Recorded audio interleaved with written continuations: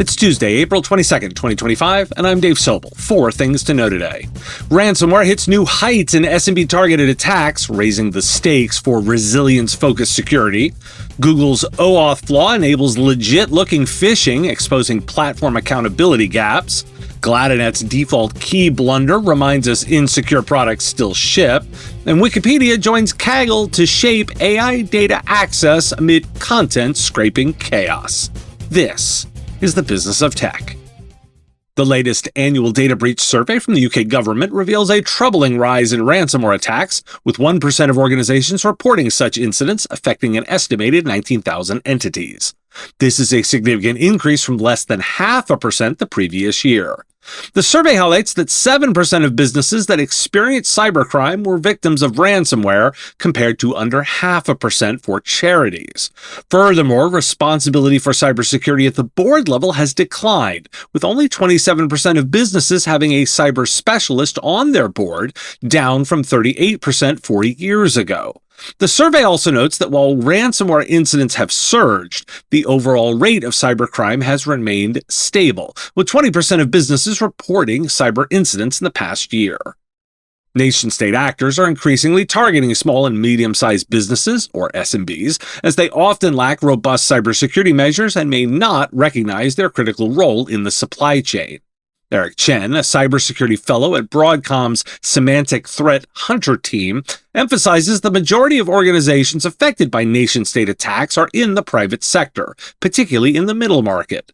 In 2024, 70% of security incidents involving small businesses included ransomware, with the overall cost of such attacks rising despite a decline in their frequency, according to cybersecurity firm Sophos. Why do we care?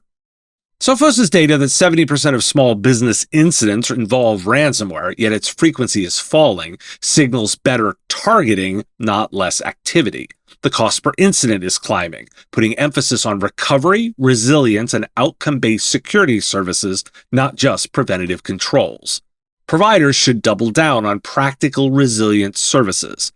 Backup integrity testing, disaster recovery orchestration, MFA enforcement, and ransomware tabletop simulations, especially for small businesses that lack strategic cyber planning.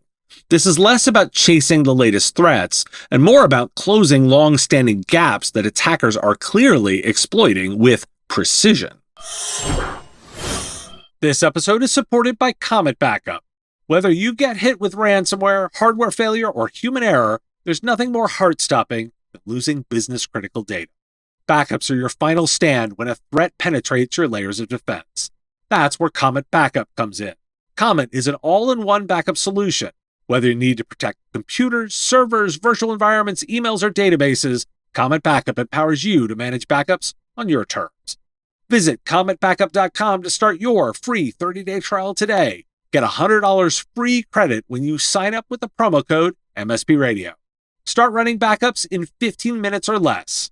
Comet Backup, the backup solution that MSPs trust. Phishers have exploited a vulnerability in Google's OAuth system to execute a sophisticated attack, allowing them to send fraudulent emails that appear to originate from Google. This method, known as a DKIM replay phishing attack, enables hackers to bypass security checks, presenting a fake email as a legitimate message from Google while directing recipients to a fraudulent login page. In a notable case, Nick Johnson, lead developer of the Ethereum name service, received a phishing email that mimicked a legitimate security alert from Google. The email passed Domain Key's identified mail authentication, making it difficult for a user to detect the scam. The difference, just accounts.google.com versus what was used in the scam, sites.google.com. Security experts from EasyDmark have detailed the mechanisms behind the attack, emphasizing that the vulnerability lies in how Google verifies messages. Similar tactics have also been employed against other platforms, such as PayPal, where attackers have utilized fraudulent confirmation messages to target users. A recently discovered vulnerability in Gladinet's Centristack file sharing platform has raised alarms within the cybersecurity community. The flaw, identified as CVE 2025-30406, allows remote code execution due to a deserialization issue linked to a hard-coded cryptographic key. Research from Huntress indicates that this vulnerability has already been exploited in at least 7 known cases across various organizations. The issue, which affects both Centristack and its on-premises counterpart, TrioFox, stems from the use of default keys that were not altered during deployment, making it easier for attackers to gain control over compromised systems. Huntress discovered 120 Centristack endpoints among its monitored systems that were vulnerable. TrioFox has not yet been actively targeted. Gladinet has since advised customers to upgrade or manually change their keys to mitigate potential threats. And Microsoft has acknowledged a flaw in its Intune device management tool that inadvertently offered Windows 11 upgrades to devices that should have been blocked from receiving the update. The issue, attributed to a latent code error, was detected on April 12th, prompting Microsoft to recommend pausing updates to prevent further complications. In light of the incident, organizations are advised to manually revert any devices that were incorrectly upgraded.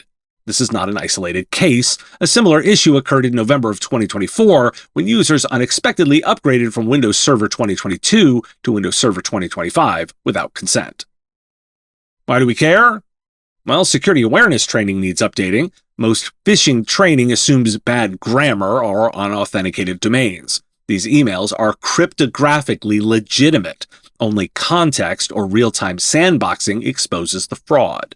And note, Google's failure to close this loophole highlights a growing accountability issue. When major platforms get exploited, it's your customer who pays. Providers must increasingly become the buffer between platform security shortcomings and end-user exposure, which is risk exposure too. Centristack is a textbook case of security by default failure. Using hard-coded keys is an old sin, but it still happens. What's worse, exploitation was already underway before disclosure. Vendors like Gladinet continue to offload security responsibilities to providers, hoping partners will catch what insecure defaults expose. The incident reinforces a key trust issue. Are your vendors building secure products, or are they relying on you to compensate for design debt? When rare edge cases add up, they define the new baseline of risk. The assumption that vendors will get it right by default is not safe, and MSPs are the last line of accountability when that trust fails. Wikipedia has announced a partnership with Kaggle, a Google-owned data science community platform, to create a machine-readable dataset of its content specifically designed for training artificial intelligence models. The initiative comes in response to a significant increase in non-human traffic due to bots scraping the site for AI training, with bandwidth consumption rising by 50% since January of 2024. The new dataset will initially focus on English and French, providing stripped-down versions of Wikipedia articles that exclude references and markdown code. As the Wikimedia Foundation seeks to manage costs associated with the surge in traffic, it emphasizes the importance of protecting contributors' rights by adhering to Creative Commons licensing terms. The dataset is expected to enhance accessibility for AI developers while addressing the ongoing challenges of content scraping from the platform. And a concerning new trend has emerged where users are employing OpenAI's latest models, O3 and O4 Mini, to conduct reverse location searches from photographs. These AI models have advanced image analyzing capabilities, allowing them to identify cities, landmarks, and even specific venues based on visual clues. This trend has gained traction on social media platforms, with users sharing examples of the models successfully identifying locations from various types of images. For instance, one user demonstrated how the model accurately identified a location from a seemingly random photo taken in a library. However, experts warn that this capability poses significant privacy risks, as malicious actors could misuse this technology to uncover personal information.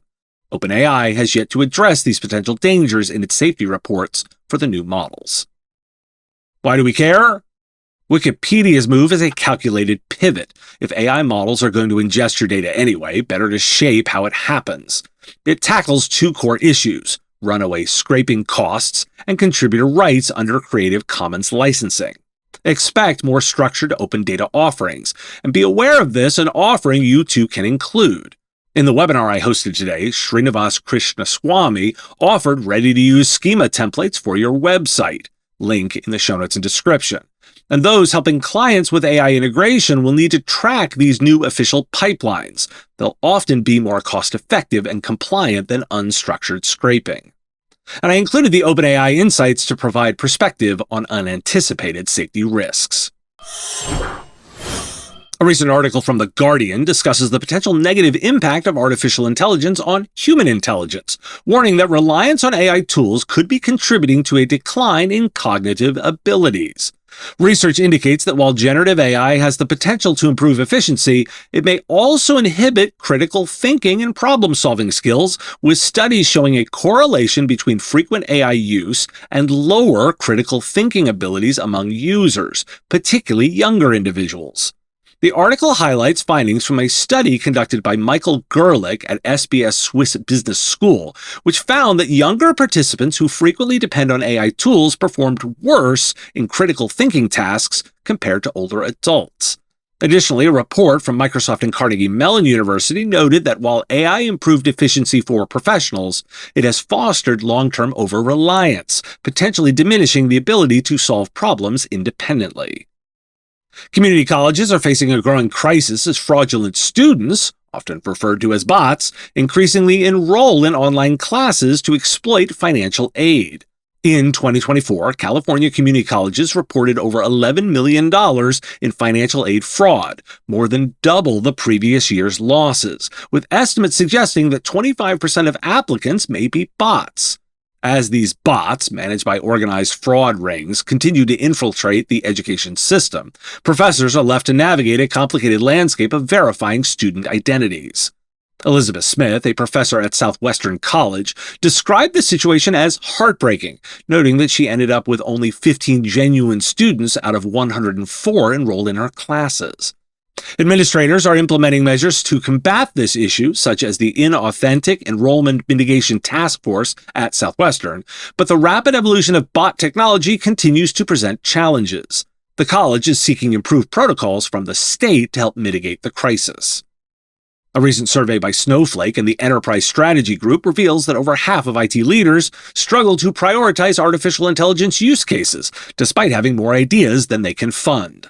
The report, which surveyed 1,900 business and IT leaders across 9 countries, found that approximately 70% of early adopters face challenges in evaluating potential projects based on objective factors such as costs and business impact. The stakes are high. 71% of respondents believe that choosing the wrong use case could harm their company's market position, and nearly 60% feel that advocating for an undesirable project could jeopardize their job security. With the urgency created by recent advancements in AI, organizations are grappling with project delays due to budget constraints and skill shortages, leading to an increase in AI project failure rates. Companies like Aflac and General Mills are prioritizing AI opportunities based on business impact and guaranteed value as they navigate the landscape.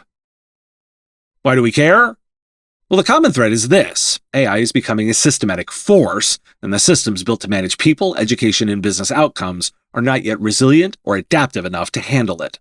Providers must evolve from implementers to interpreters, helping clients decode when, how, and why AI adds value and where it threatens to erode it. This episode is supported by FlexPoint. Managing cash flow can be tough for managed service providers. FlexPoint's working capital solution is designed to bridge the gap between invoicing and payment, giving providers access to funds when they need them. With quick approvals and flexible terms, it helps cover expenses, invest in growth, maintain financial stability. Keep your operations running smoothly with FlexPoint. Visit getflexpoint.com/MSP-radio to learn more. Select Heard It on the Business of Tech or MSP Radio. You'll get 10% off. Thanks for listening. Today is National IT Service Provider Day. The only one I need to talk about, unless you want to celebrate with National Jelly Bean Day. The Business of Tech is written and produced by me, Dave Sobel, under ethics guidelines posted at businessof.tech. If you've enjoyed the show, make sure you've subscribed or followed on your favorite platform. It's free and helps directly. Give us a review, too. If you want to support the show, visit patreon.com/MSPradio, and you'll get access to content early. Or buy our Why Do We Care merch at businessof.tech. Have a question you want answered? We take listener questions, send them in, ideally as a voice memo or video to question@mspradio.com.